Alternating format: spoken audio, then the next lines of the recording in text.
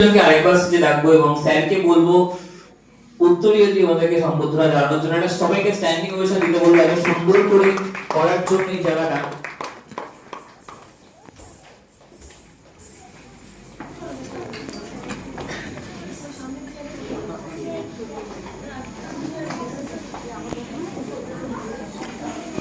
নিস্তাও তো না তো হাততালি কোথায়?